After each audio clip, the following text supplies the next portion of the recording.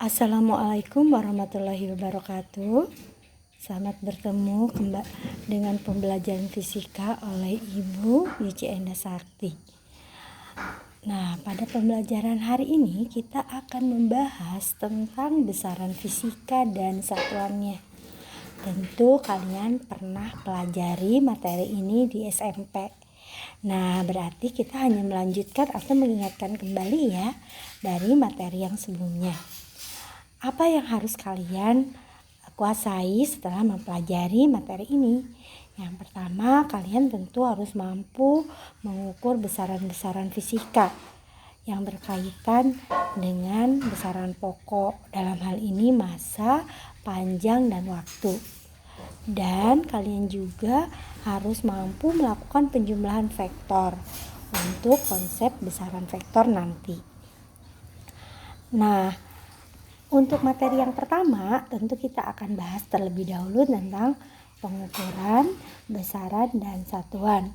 Untuk penjumlahan vektor, nanti kita akan bahas pada pertemuan selanjutnya ya. Baik, apa itu pengukuran? Ya, mengukur kalian sudah paham itu mengukur. Jadi adalah mengukur itu artinya membandingkan ukuran satu benda dengan satu alat ukur. Nah, contohnya yang kalian sering lakukan adalah dengan menggunakan mistar. Nah, mistar ini skala terkecil yang ada pada mistar adalah 1 mm. Sudah tahu kan? Ya, yang ukurannya paling kecil ya di situ. Atau kita ubah dalam satuan senti, maka nilainya adalah 0,1 cm. Nah, ada yang disebut dengan nilai ketelitiannya. Nah, nilai ketelitiannya atau ketidakpastian dalam pengukuran menggunakan mistar bernilai setengah dari skala terkecilnya. Berarti setengah dari 1 mm atau bernilai 0,5 mm atau bernilai 0,05 cm. Nah, alat ukur lain selain menggunakan mistar, panjang juga bisa diukur dengan menggunakan jangka sorong. Nah, jangka sorong ini terdiri dari 2 skala. Nah, ada yang disebut dengan skala utama. Yang manakah skala utama? Tentu skala yang ukurannya ini ya.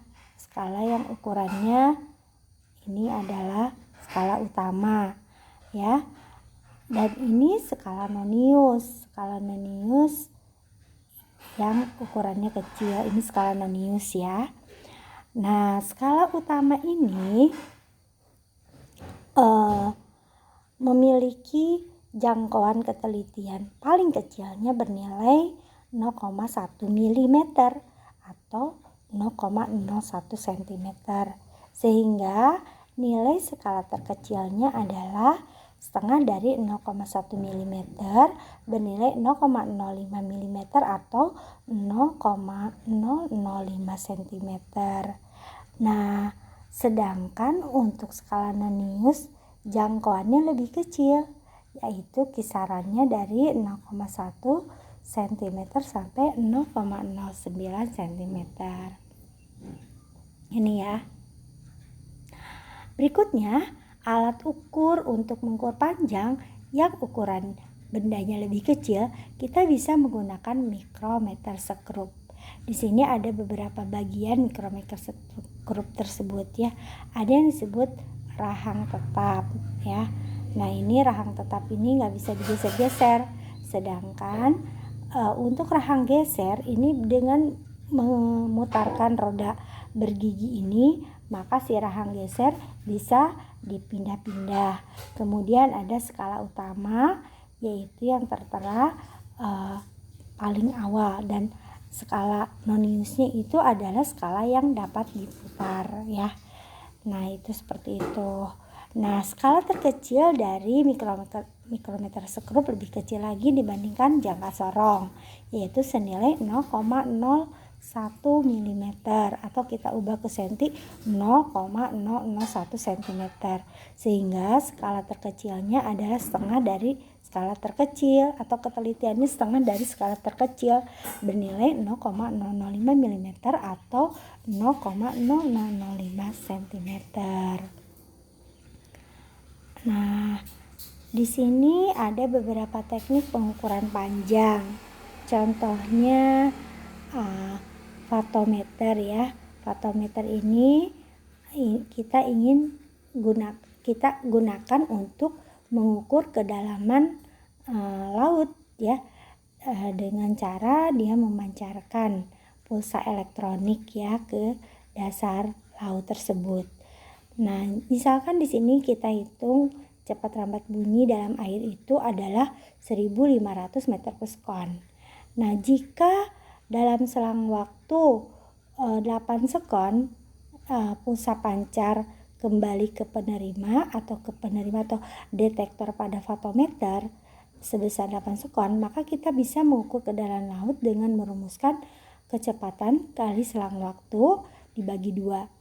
Berarti 1500 kali 8 dibagi 2. Berarti kita peroleh 6000 meter. Seperti itu ya contoh pengukurannya. Nah, ada lagi alat ukur lain yang berkenaan dengan waktu yang kita sebut dengan stopwatch. Stopwatch itu kita lihat mungkin sehari-hari ada stopwatch analog dan juga ada stopwatch digital. Kalau stopwatch analog terlihat skala pada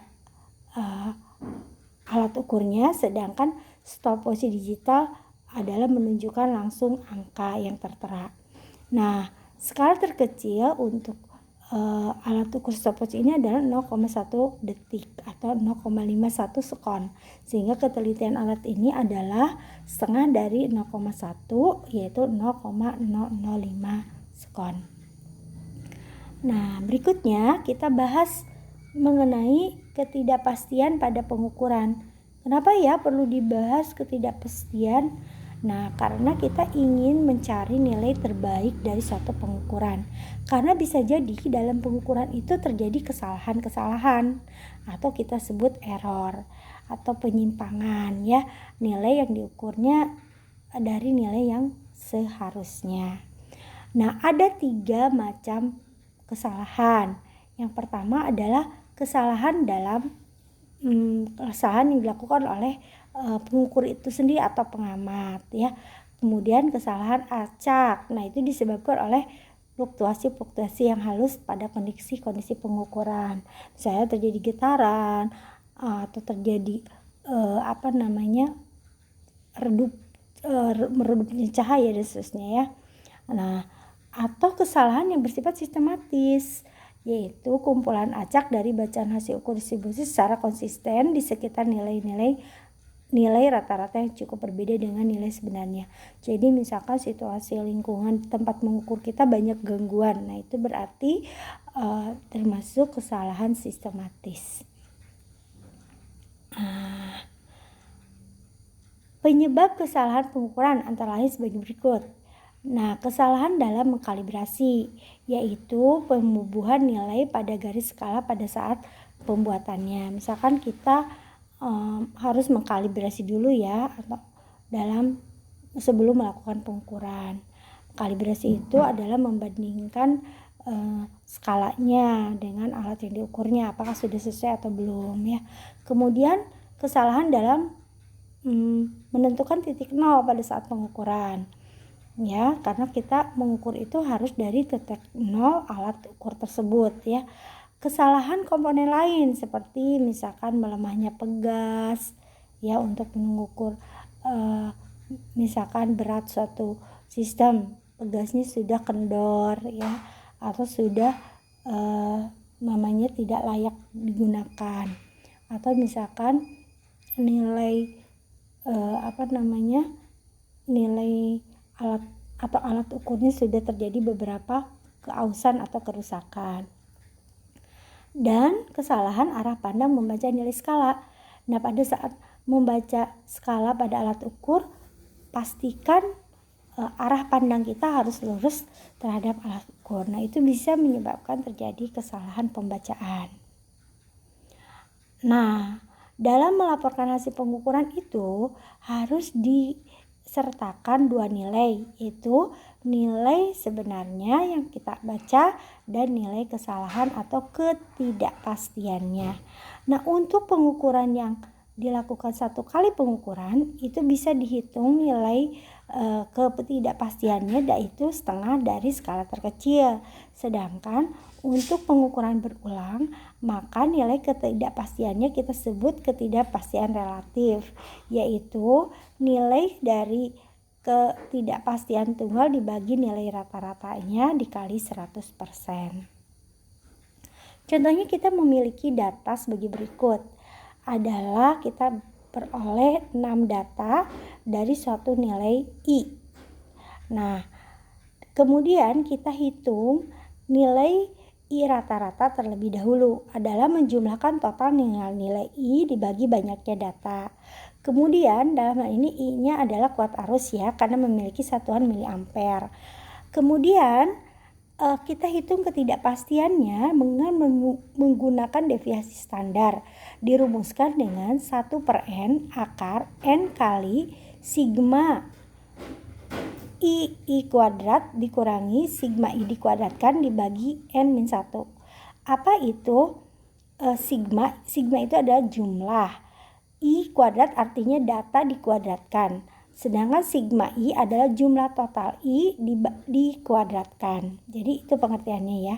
Sehingga kita bisa hitung nilai ketidakpastiannya adalah sebagai berikut ya. Kemudian ketidakpastian relatifnya adalah membandingkan nilai ketidakpastian jamak tadi dibagi nilai rata-ratanya, sehingga kita bisa hitung KSR-nya adalah 1,1%. Itu untuk menghitung persentasenya ya.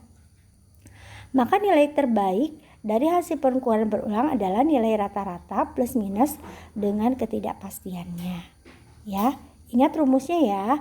Nilai ketidakpastian untuk yang berulang itu adalah 1/n. Jadi 1 per banyaknya data dikali akar dari banyaknya data dikali jumlah total dari data yang sudah dikuadratkan dikurangi jumlah dari data dikuadratkan dibagi banyaknya data dikurangi 1. Jangan lupa ya rumus ini untuk menghitung data yang sifatnya pengukurannya berulang. Nah, mungkin pertemuan hari ini sampai pada ketidakpastian ya. Nanti kalian bisa coba di rumah. Untuk materi angka penting kita akan bahas kembali untuk pertemuan berikutnya ya. Mudah-mudahan untuk materi hari ini kalian bisa memahaminya ya. Jangan lupa kalian pelajari kembali di rumah. Mudah-mudahan bermanfaat. Demikian dari Ibu. Mohon maaf atas segala kekurangannya. Wassalamualaikum warahmatullahi wabarakatuh.